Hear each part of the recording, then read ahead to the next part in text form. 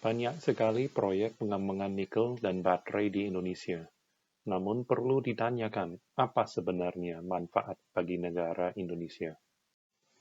Indonesia diberkati dengan sumber daya nikel yang luar biasa banyak dan bermutu. Hal ini merupakan kesempatan bagi negara. Untuk meraih manfaat yang maksimal dari kesempatan nikel, kita harus memahami peran Indonesia dalam transisi energi global. Dunia kita sedang bergerak cepat dari energi berbasis karbon ke energi terbarukan. Namun, sumber daya energi terbarukan tidak tersedia 24 jam. Tentu saja ada waktu matahari terbenam dan ada waktu angin tidak ada. Oleh karena itu, baterai merupakan bagian yang kritis dalam transisi energi. Tanpa baterai, tidak ada transisi energi. Ada berbagai macam tipe baterai, dan teknologi di bidang ini berkembang cepat. Namun saat ini, baterai dengan kinerja paling baik adalah baterai dengan kandungan nikel yang tinggi. Produsen mobil listrik seperti Tesla dan VW sangat suka dengan baterai yang tinggi nikelnya. Fitur seperti baterai jarak jauh dan fast charging memerlukan baterai dengan kandungan nikel yang tinggi. Namun, masalahnya, logam nikel relatif mahal, dan dengan semakin tinggi demand nikel, semakin tinggi biaya produksi baterai. Oleh karena itu, sekarang banyak mobil listrik juga menggunakan baterai yang tidak mengandung nikel, seperti baterai LFP. Tetapi, meskipun terdapat alternatif seperti ini, demand terhadap nikel tetap berkembang cepat. Artinya, nikel sangat diperlukan untuk masa depan bumi. Transisi energi tergantung pada pengembangan baterai, dan perkembangan baterai tergantung pada nikel. Bumi memerlukan peningkatan produksi nikel agar transisi energi tidak tertunda. Jadi, seberapa banyak nikel dibutuhkan? Dunia butuh tambahan kurang lebih 1 juta ton nikel per tahun dalam bentuk nikel kelas 1 pada tahun 2030. Ini merupakan target dunia sepanjang 8 tahun ke depan. Jadi, dari mana 1 juta ton ini akan datang? Angka ini merupakan jumlah kapasitas yang sangat banyak. Kalau kita melihat tren perkembangan produksi nikel dunia, laju perkembangan sebenarnya cukup baik. Pertumbuhan dan outlook pertumbuhan mungkin cukup untuk memenuhi demand yang akan datang dari transisi energi. Dan, yang lebih menarik lagi, seluruh pertumbuhan ini berasal dari Indonesia. Indonesia telah bertumbuh dari produksi 100.000 ton nikel pada tahun 2013 sampai 1 juta pada tahun ini. Pertumbuhan ini luar biasa banyak. Berdasarkan perakiraan dari Macquarie, dalam 10 tahun sejak larangan ekspor biji pada tahun 2014, Indonesia akan menambahkan kapasitas sekitar 1,4 juta ton per tahun. Namun, kita harus sadar bahwa mayoritas dari pertumbuhan ini adalah nikel dalam bentuk kelas 2. Nikel kelas 2 adalah produk seperti NPI dan Fanny yang ditujukan untuk pasar stainless steel. Kita harus ingat bahwa transisi energi memerlukan nikel kelas 1 yang pertumbuhannya relatif sedikit dalam 10 tahun terakhir. Namun, dalam 1 tahun terakhir, sudah mulai muncul banyak sekali proyek untuk nikel kelas 1. Hampir semuanya berada di Indonesia. Ada yang sudah mulai produksi, dan banyak lagi sudah dalam fase konstruksi. Sementara proyek kelas 1 di luar Indonesia masih dalam kajian, dan jadwal pengembangan masih cukup lama. Perlu diperhatikan mengapa Indonesia menjadi tempat terbaik untuk membangun proyek nikel. Pertama, biaya kapital untuk membangun proyek di Indonesia jauh lebih rendah daripada di negara lain. Oleh karena itu, return on investment di Indonesia juga lebih baik. Kedua, proyek nikel di Indonesia dapat dikembangkan jauh lebih cepat daripada di negara lain. Namun, satu hal yang membuat Indonesia menjadi sedikit kurang menarik adalah risiko ESG. Hal ini akan saya bahas kembali nanti. Artinya, kalau kita kembali ke rantai ketergantungan dalam transisi energi, dapat kita simpulkan bahwa transisi energi tergantung pada nikel dan lebih tepatnya tergantung pada nikel dari Indonesia. Tanpa produksi nikel kelas 1 di Indonesia, transisi energi dunia dapat tertunda. Dengan fakta ini, kita perlu menyiapkan peta jalan untuk meraih manfaat yang maksimal dari kesempatan nikel. Peta jalan nikel harus bisa mencapai 3 hal. Tentunya, kita ingin mendukung transisi energi dengan menyuplai nikel yang dibutuhkan. Ini adalah tanggung jawab kita sebagai bagian dari komunitas global untuk menjaga bumi kita melalui penyediaan nikel bagi transisi energi. Ini akan memberikan manfaat bagi seluruh dunia, termasuk kepada Indonesia. Mengingat bahwa Indonesia adalah kepulauan, Indonesia tentunya tidak dikecualikan dari dampak pemanasan bumi. Tujuan kedua adalah untuk memaksimalkan manfaat bagi bangsa dan negara dari kegiatan di bidang nikel. Ada banyak manfaatnya dari nikel, termasuk penciptaan lapangan pekerja, peningkatan penghasilan, pembangunan daerah, dan lain sebagainya. Dan terakhir, peta jalan nikel juga perlu memperhatikan risiko bagi Indonesia. Misalnya, apa saja dampak terhadap lingkungan dan sosial dari kegiatan nikel? Selain itu, kita juga harus memperhatikan risiko dari hal-hal yang bisa mencegah investasi dan produksi nikel, dan mencegah pencapaian manfaat yang optimal dari nikel. Untuk tujuan pertama, apa yang diperlukan untuk memfasilitasi transisi energi dunia? Sudah kita ketahui bahwa Indonesia mempunyai peran yang sangat penting dalam menyuplai nikel untuk baterai. Apa yang perlu dilakukan untuk memasok nikel sesuai dengan demand yang akan datang? Kalau kita kembali ke grafis ini, kita bisa melihat bahwa ada beberapa skenario yang bisa terjadi. Supaya lebih simpel, kita bisa anggap bahwa diperlukan tambahan kurang lebih 1 juta ton kapasitas produksi nikel per tahun pada tahun 2030. Dari mana kapasitas ini bisa datang? Sebagai orang tambang, mungkin kita cenderung ingin melihat keseluruhan nikel ini berasal dari Indonesia. Kita sudah tahu bahwa produksi nikel di Indonesia bisa membawa banyak manfaat. Jadi mungkin kita ingin seluruh dari 1 juta ton kapasitas dibangun di Indonesia. Namun, menurut saya, perlu hening sebentar untuk memikirkan hal ini baik-baik. Sebenarnya, ada juga beberapa dampak negatif jika ada pertumbuhan produksi nikel secara mendadak. Jika Indonesia menyuplai keseluruhan dari tambahan produksi yang diperlukan pada tahun 2030, sumber daya nikel di Indonesia akan menurun lebih cepat.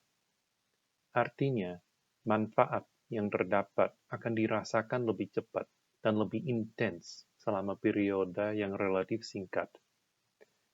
Dampak negatif seperti dampak lingkungan hidup juga akan dirasakan dengan intens yang lebih tinggi. Kebutuhan dari jasa publik juga akan meningkat lebih cepat. Misalnya, apakah Kementerian Lingkungan Hidup dapat menyediakan sumber daya manusia untuk menilai begitu banyak AMDAL yang diperlukan untuk proyek-proyek nikel yang skalanya besar dan potensi dampaknya juga tinggi? Dan apakah tenaga kerja lokal dapat disiapkan untuk ambil kesempatan yang ada dalam waktu dekat? Atau malah kita perlu impor tenaga kerja asing karena ingin membangun pabrik secara cepat? Jika Indonesia menyuplai banyak sekali nikel, tentunya ini juga berdampak pada harga nikel, yang mungkin akan menurun. Dan dengan demikian, penghasilan dari sektor nikel akan menurun. Sebaliknya, jika produksi nikel di Indonesia bertumbuh, tetapi dengan laju pertumbuhan yang lebih rendah, maka intensitas dampak lingkungan hidup mungkin akan lebih ringan, dan pemerintah juga bisa menilai dan memantau semua aktivitas dengan lebih tertata. Harga nikel mungkin juga akan lebih tinggi, sehingga nilai ekspor dari Indonesia akan lebih baik. Dan mungkin ada waktu untuk membina tenaga kerja lokal agar dapat meraih kesempatan yang optimal. Namun, pendekatan seperti ini juga penuh dengan risiko.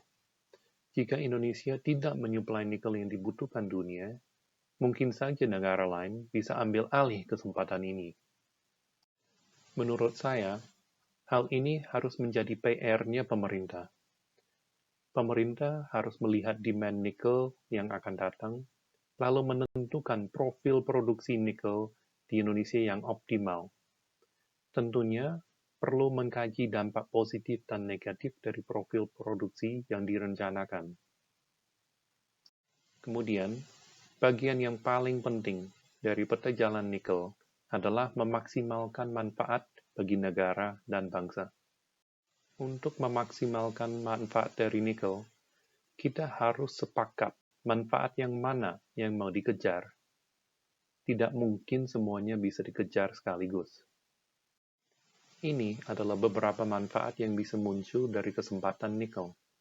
Misalnya penghasilan negara, penciptaan lapangan kerja, peningkatan neraca perdagangan, pembangunan daerah, dan seterusnya.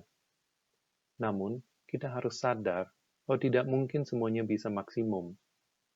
Misalnya, jika kita targetkan pertumbuhan BUMN, maka mungkin yang lain akan terhambat, sehingga penghasilan negara tidak maksimum. Sama halnya dengan penciptaan lapangan kerja. Jika kita perbolehkan tenaga kerja asing tanpa batasan, mungkin saja penghasilan negara bisa meningkat. Tetapi, apakah ini yang dihendaki? Kita harus realistis dan tidak boleh terlalu ideal. Tidak mungkin semuanya bisa maksimum. Pasti harus ada yang dikorbankan sedikit. Menurut saya, hal ini perlu dipertimbangkan dan digambarkan dalam peta jalan industri nikel. Pemerintah perlu mendorong hal ini, dan ini harus dilakukan dengan konsultasi ke pemangku kepentingan. Peta jalan industri nikel juga perlu mempertimbangkan risiko yang akan muncul. Kesempatan nikel dimulai dengan demand dari stainless steel, namun ke depannya akan didorong oleh sektor mobil listrik. Perlu diperhatikan bahwa konsumen mobil listrik sangat prihatin dengan isu lingkungan. Mereka membeli mobil listrik karena ingin berpartisipasi dalam penyelamatan masa depan bumi. Tentunya, konsumen mobil listrik akan sangat perhatian tentang dampak lingkungan hidup dalam proses pembuatan mobilnya. Dan, zaman sekarang, mereka perhatian bukan hanya pada proses fabrikasi mobil, tetapi juga perhatian pada seluruh rantai supply, sampai ke tambang logam yang ada di dalam baterainya. Ini sudah pernah terjadi sebelumnya, di mana dunia luar, industri sawit di Indonesia sudah memperoleh cap sebagai industri yang merusak lingkungan. Oleh karena itu, pasar sawit dari Indonesia sekarang terbatas dengan adanya larangan impor dan pajak impor dan lain sebagainya. Ada risiko bahwa nikel dari Indonesia juga akan dicap sebagai nikel yang kotor. Sedangkan jika kita pintar mengelola sumber daya, nikel dari Indonesia juga bisa dianggap nikel yang bersih dan ramah lingkungan. Indonesia diberkati dengan banyak sekali sumber daya tenaga energi terbarukan. Contohnya, pembangkit listrik tenaga air yang dimiliki oleh Vale di Sorowako. Namun, sebagian besar dari smelter nikel di Indonesia masih menggunakan pembangkit batu bara. Oleh karena itu, intensitas emisi karbon jauh lebih tinggi di Indonesia dibandingkan dengan produsen nikel di negara lain, seperti di Australia dan Kanada. Limbah juga menjadi perhatian pada konsumen mobil listrik. Limbah dari industri nikel meliputi slag dan tailings. Limbah tailings merupakan semacam limbah yang tidak mudah untuk dikelola. Ada 3 cara penanganan limbah tailing. Cara yang paling konvensional adalah dengan tailing dam. Namun tailing dam juga bisa membawa banyak risiko. Kalau tidak didesain dengan baik, tailing dam bisa sangat fatal. Hal ini penting sekali di lingkungan di Indonesia. Tantangan pertama adalah curah hujan di Indonesia jauh lebih tinggi dibandingkan dengan negara lain dengan produksi nikel. Risiko yang lebih besar lagi adalah risiko gempa. Beberapa lokasi yang direncanakan untuk tailing dam berada di lokasi dengan zona gempa yang tinggi. Tetapi dampak yang paling besar bukan dari limbah atau emisi dari pabrik pengolahan pemurnian. Dampak paling besar berada di tambang. Lokasi tambang nikel di Indonesia berada di tengah-tengah wilayah yang sangat unik, wilayah Wallacea.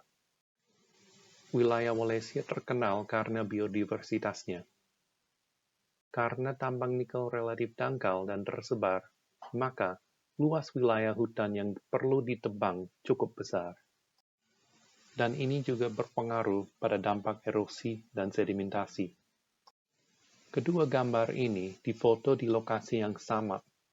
Yang di sebelah kiri diambil pada tahun 2007, sebelum adanya tambang. Foto di sisi kanan diambil pada tahun 2012, setelah sudah ada tambang di sebelah hulu. Kita sudah melihat beberapa risiko yang mungkin dapat menghambat industri nikel di Indonesia.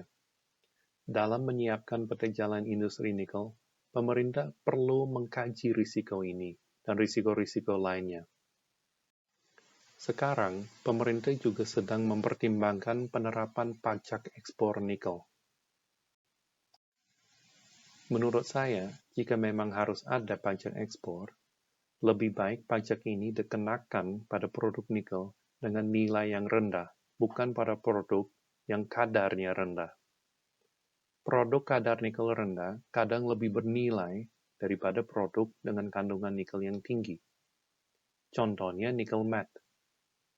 Jika produk dengan kadar di atas 70% dibebaskan dari pajak ekspor, maka nikel matte tidak akan terkena.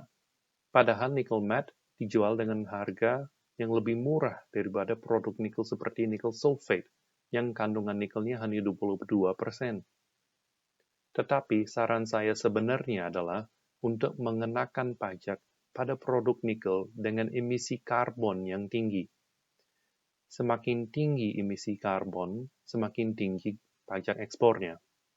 Dengan demikian, ada insentif untuk menurunkan emisi, dan ini akan memperbaiki reputasi nikel dari Indonesia. Semoga masukan ini bermanfaat bagi industri nikel di Indonesia, sehingga akan sukses terus ke depannya. Terima kasih.